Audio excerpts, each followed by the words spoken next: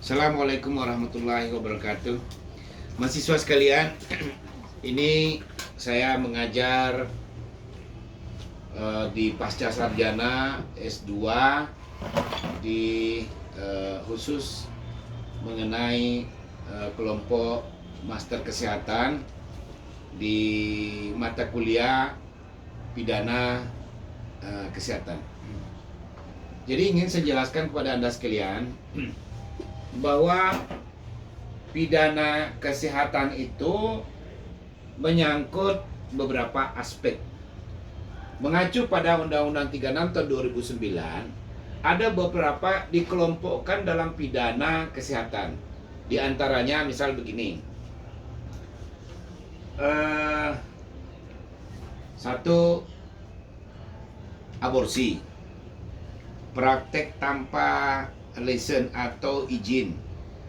Kemudian menjual obat atau praktek dalam medical apotik atau farmasi.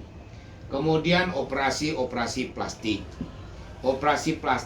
Kemudian aborsi, kemudian menjual organ tubuh, kemudian menolak pasien atau orang yang berobat. Pasien yang bagaimana yang keadaan sangat memerlukan ditolak. Siapa bertanggung jawab dan sebagainya.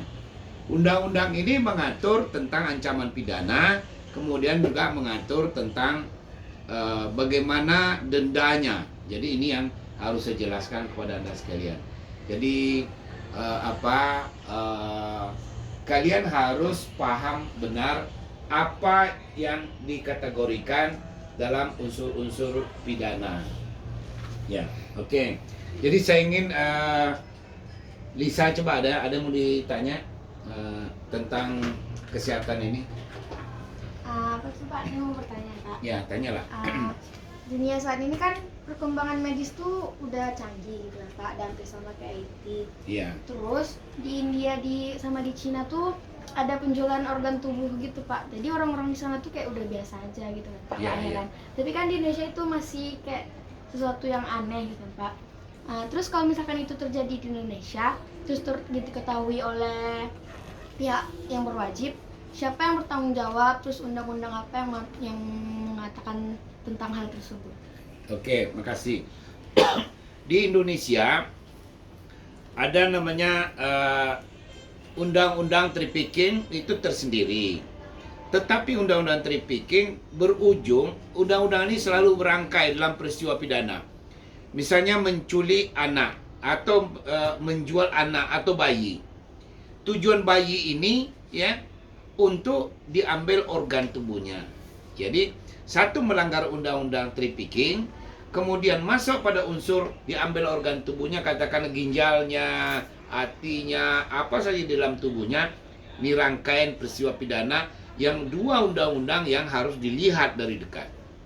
Pertama, ketika diambil organ tubuhnya, katakanlah matanya, ya, ketahuan dia, maka siapa di dalamnya adalah korporasi dalam kejahatan pidana yang mencari orang, siapa yang menyuruh, siapa yang melaksanakan, siapa yang mengorder. Ada 4 rangkaian peristiwa pidana nih, yang mencari, yang mengoperasi, ya, kemudian siapa menjual dan sebagainya. Maka fakta persidangan nanti kalau di pengadilan ditangkap oleh polisi, ya, alternatif undang-undang ini, ya, undang-undang berlapis namanya, kita melihat yang mana lebih dominan untuk dikenakan pasal-pasal tentang pidana kesehatan ini. Jadi itu di Cina, bahkan kita banyak yang sudah berobat ke negeri Cina untuk merubah, mengganti ginjal dan sebagainya. Diduga sebagian itu, dan itu memang ada yang legal, ada yang tidak legal. Jadi yang kita persoalkan di sini adalah yang tidak resmi, yang tidak mempunyai lisensi. Itu dia. Yang lain ada yang mau bertanya? Saya Pak. Ya, silakan. Gini Pak, ada saya baca dan saya dengar di beberapa media kan Pak, ada pasien yang kritis dan mereka tuh bisa dikatakan kurang mampu atau miskin gitu kan Pak. Oh ya, bagus. Mereka tuh sering ditolak oleh rumah sakit gitu Pak. Jadi di sini siapa yang bertanggung jawab dalam hal ini Pak? Terima kasih Pak. Ya, jadi salah satu pidana itu menolak pasien. Pasien yang bagaimana? pasien yang dalam keadaan kritis, emergency. Ini emergency nih, dia tidak diterima atau ditolak tanpa alasan, atau ada alasan dia tidak punya uang dan sebagainya. Ini masuk unsur karena orang itu dalam waktu yang beberapa saat jika tidak ditolong dia meninggal. Orang seperti ini siapa bertanggung jawab? Adalah para medis dan adalah manajemen perusahaan itu harus diancam pidana. Bahkan itu bisa didenda 1 miliar, ancaman 10 tahun dan sebagainya. Sesuai dengan fakta persidangan, ada unsur kesengajaan, atau ada pembelaan yang bisa diterima dan memungkinkan sebagai orang-orang yang dianggap mampu memberikan jawaban mengapa ini terjadi. Saya kira bagus pertanyaannya.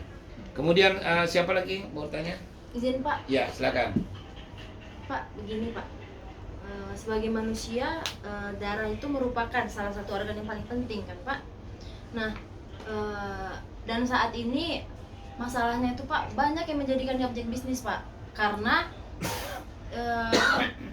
di kehidupan kita ini, misalnya kita ini operasi atau kecelakaan, kita kekurangan darah gitu kan Pak. Kan banyak rumah sakit yang tidak bisa menyediakan darah Pak. Maka di situ ada oknum-oknum yang menjadikannya bisnis Pak. Darah itu misalnya dijual gitu dengan cara-cara tertentu atau dengan hal-hal yang berbau bisnis gitu Pak.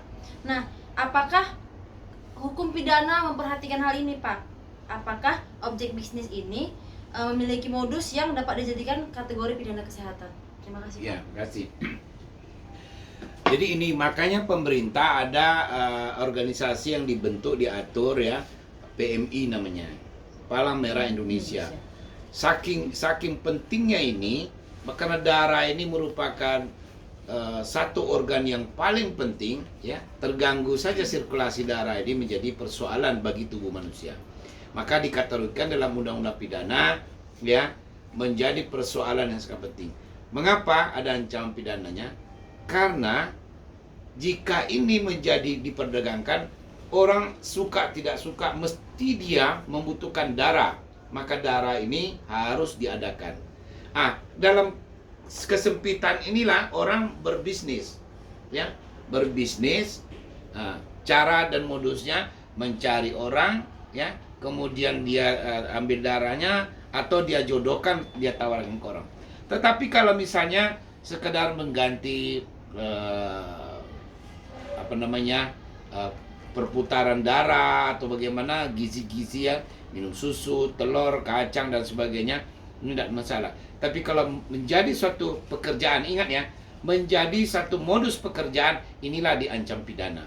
Ini yang harus hati-hati di dalam penanganan darah ini. Karena kalau sudah seperti ini, baik perdagangannya maupun dari aspek darah itu ya layak tidak layak menurut standar kesehatan. Siapa lagi mau bertanya silakan. Ya, Pak. ya silakan. Jadi begini Pak, di kota-kota besar kan khususnya Indonesia ada beberapa kasus terjadi seperti praktek berbau kesehatan yang ilegal, baik dilakukan oleh oknum bidan maupun dokter-dokter di rumah sakit, dengan menggunakan kadang nama kliniknya, nama rumah sakitnya gitu kan Pak. Perbuatan seperti ini siapa-siapa saja yang dapat dihukum? Ya, terima kasih. Jadi para medis ini karena di kota-kota besar banyak menjadikan kliniknya menjadi praktek-praktek yang menolong orang tapi tanpa dia sadari ya, namanya aborsi ya, atau praktek apa saja praktek ya. Di dalam itu ada praktek ya, praktek medis tanpa izin dari pemerintah juga kena. Orang praktek juga tidak ada izin secara profesional, skillnya juga dia kena juga. Izin praktek dokter, izin praktek klinik, izin praktek bidan, tidak ada izin menurut standar ID, standar pemerintah, standar kesehatan secara umum, itu diancam pidana juga. Jadi caranya bagaimana ya, misalnya orang praktek aborsi dan sebagainya, itu yang menjadi persoalan di tanah air ini. Sehingga coba kita lihat, satu yang ancaman pidananya membunuh, kemudian setelah itu bagaimana kesehatannya, dia menanam janin itu di mana, Kasus di Bogor, kasus di Jakarta, kasus di Medan, semua terbongkar. Ya ditanamnya, ditaruhnya di septic pembuangan air dan sebagainya, sehingga itulah yang menjadi mencari keuntungan yang besar. Karena orang seperti ini kan hamil di luar nikah, kemudian dia ingin aborsi, dan tidak sedikit orang yang meninggal gara-gara dioperasi. Jadi ancaman pidananya sesuai dengan fakta-fakta persidangan itu hanya ancaman pidananya 10 tahun dan denda-denda dan sebagainya. Coba ada lagi? Saya Pak Ya, bertanya. silakan. Sekarang ini kan Pak, teknologi kedokteran dan kecantikan tuh banyak yang ngincar itu apa, orang-orang berduit sama artis. Jadi apa saja yang termasuk bedah-bedah plastik yang dianggap melanggar hukum? Contohnya, para pelaku kejahatan mau melakukan bedah plastik untuk menghilangkan jejak supaya tidak ditangkap. Ya, oke. Jadi yang dimaksudkan di sini adalah operasi plastik yang tidak memiliki izin, tidak memiliki lisensi tentang skill bidang itu. Apalagi misalnya rangkaian peristiwa pidana dengan untuk mengelabui identitas. Contohlah, banyak yang koruptor. Undang-undang korupsi beda lagi. Tetapi dia ingin menghilangkan jejaknya, lari ke luar negeri, dia merubah hidungnya, merubah tampilannya, merubah namanya. Banyak rangkaian pidana yang dilakukannya sehingga menjadikan persoalan hukum. Siapa yang kena? Dia yang kena, dia mencarikannya, siapa yang mempraktekannya, semua. Orang seperti ini ya prakteknya pun legal, tetapi melakukan orang tidak legal dengan tujuan yang tidak baik itu menjadi persoalan. Apalagi prakteknya itu tidak legal, dipraktekkan bertambah penyakitnya, bertambah hukumannya. Jadi hukum itu ancamannya sekian, prakteknya sekian. Ketika ada penuntutan jaksa, bagaimana penyidik mengutarakan dan membuktikan bagaimana sebenarnya kasus ini terjadi, mulai daripada modusnya, mulai pada akhir dan sebagainya. Inilah menjadi persoalan-persoalan yang harus dibuktikan di pengadilan, dan juga harus dia membuktikan bahwa dia perbuatannya tidak sesuai dengan tuntutan jaksa. Ya inilah. Jadi semua peristiwa pidana banyak yang sebenarnya yang ingin saya ungkapkan, bahwa inilah yang banyak terjadi. Saya adalah seorang lawyer juga, banyak kasus-kasus seperti ini. Contoh malpraktek. Yang terjadi di Riau adalah malpraktek. Malpraktek ini dalam pembelaan, kalau ini karena kelalaian, ya, seorang dokter karena kelalaian, ada asuransi ya 500 juta bisa dibayarkan. Dan itu disetting. Jadi beda. Malpraktek karena kelalaian, malpraktek karena tidak profesional, malpraktek ada unsur kesengajaan. Ingat itu. Saya kira cukup pertemuan kali ini menyangkut soal konsentrasi bidang pidana kesehatan. Terima kasih Yusuf Daeng sebagai dosen. Assalamualaikum warahmatullahi wabarakatuh.